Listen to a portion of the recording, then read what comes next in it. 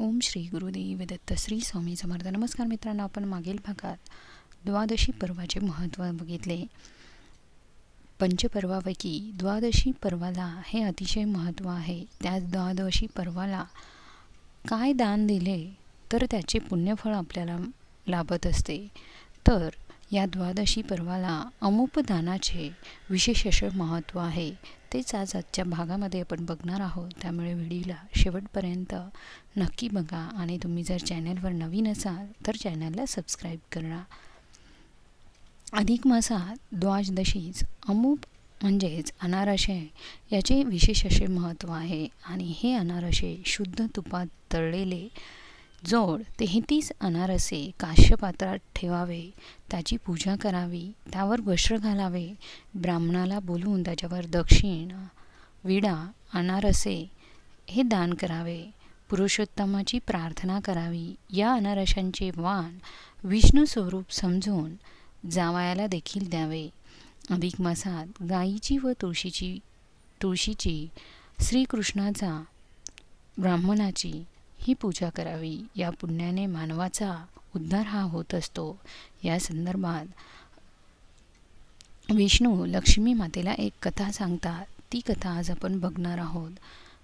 ती कथा अशी की इंद्रलोकात स्मित विलासिनी नावाची अप्सरा होती. ती कुबेराची अतिशय आवडती होती. एकदा मैत्रिणीसह भूलोकात फिरण्यासाठी निघाली.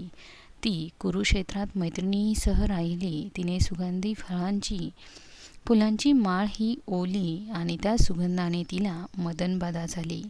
कोणीतरी योग्य माणसाच्या गळात ती माळ घालावी व त्याच्यासह विलास करावा असे तिचे अंतर्मन तिला सांगू लागले.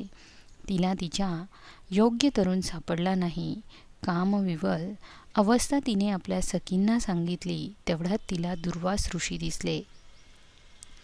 तिच्या मैत्रिणी दुर्वास ऋषींना पाहून घाबरून पळून गेल्या. मात्र स्मित विलासिनी पुढे जाऊन दुर्वासांच्या गळ्यात ती माळ घातली. दुर्वास ऋषी प्रचंड संतापले. त्यांना खूप राग आला. त्यांनी तिला लगेचच शाप दिला की तू पिशाचिनीप्रमाणे मला अचानक स्पर्श केला, त्यामुळे तू पिशाचिनी होशील. हा शाप ऐकताच ती अतिशय निराश झाली. प्रचंड अशी घाबरली आणि ती दुर्वास ऋषींची गयावया करू लागली. दुर्वास ऋषींची क्षमा मागू लागली. आपण किरकोळ अपराधाबद्दल भयंकर असा शाप देऊन बसलो असे दुर्वास ऋषींना त्यावेळेस वाटले. दुर्वास ऋषींनी उशाप दिला की कन्याकुमारी 2 सागर मिळतात. त्या भारताच्या दक्षिण तीरी एक तपस्विनी अनेक वर्ष झाले तप करत आहे. ती येईल. तिने जर तुला तिचे अधिक मासाच्या व्रताचे 1 दिवसाचे पुण्य जर तुला प्रदान केले तर तू पुन्हा अप्सरा होशील असे म्हणून दुर्वास ऋषी पुढे निघून गेले व अप्सराने घातलेली माळ दुर्वास ऋषींनी फेकून दिली. त्यानंतर दुसऱ्या क्षणी अप्सरा पिशाचिनी झाली. तिच्या मैत्रिणी ह्या स्वर्गात निघून गेल्या. अप्सरा पिशाचिनी होऊन भटकू लागली. पुष्कळ काळ गेला. जे प्राणी मिळतील ते ती खात असे.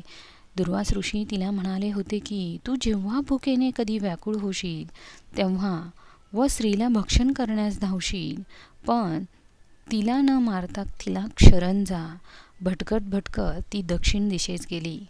समुद्राच्या तीराच्या जवळ तिला एक तपस्विनी दिसली. भुकेने व्याकुळ असल्याने ती तिला खाण्यासाठी धावली, पण तिच्या दर्शनाने तिचे मन पालटले. तपस्विनीच्या पाया पडली. आपली पिशाचिनी झाल्याची कहाणी तिने तपस्विनीला सांगितली. तपस्विनीला तिची खूप दया आली. अधिक मासातील 1 दिवसाचे पुण्य तपस्विनीने पिशाचिनीला दिले. त्या पुण्यप्रवाहाने पिशाच योनीतून मुक्त होऊन ती स्वर्गात गेली. अशा प्रकारे अधिक मासाचे महत्त्व श्री विष्णूंनी वर्णन केले आहे. जसे ताऱ्यात सूर्य, पक्षात गरुड, ग्रहात चंद्र, नदीत गंगा, वृक्षात पिंपळ, पशुत गाय, मनुष्यात ब्राह्मण श्रेष्ठ, तसेच सगळ्या महिन्यात अधिक मास हा श्रेष्ठ आहे. अधिक मासात अमावस्या या योगावर 2 वस्त्र आणि जानवे जोड त्याचप्रमाणे दीपदान, अमूग, अनारसे सत्पात्री ब्राह्मणाला दान करावे. या द्वादशीला आणि अमावस्येला या दिवशी अन्नदानाला विशेष असे महत्त्व आहे. मात्र हे अन्नदान करताना किंवा कुठलेही दान देताना मात्र संकल्प करणे खूप गरजेचे आहे आणि ते संकल्प करूनच दान करावे. मित्रांनो, अधिक मासातील अधिक माहिती जाणून घेण्यासाठी चॅनलला सबस्क्राईब करा. धन्यवाद.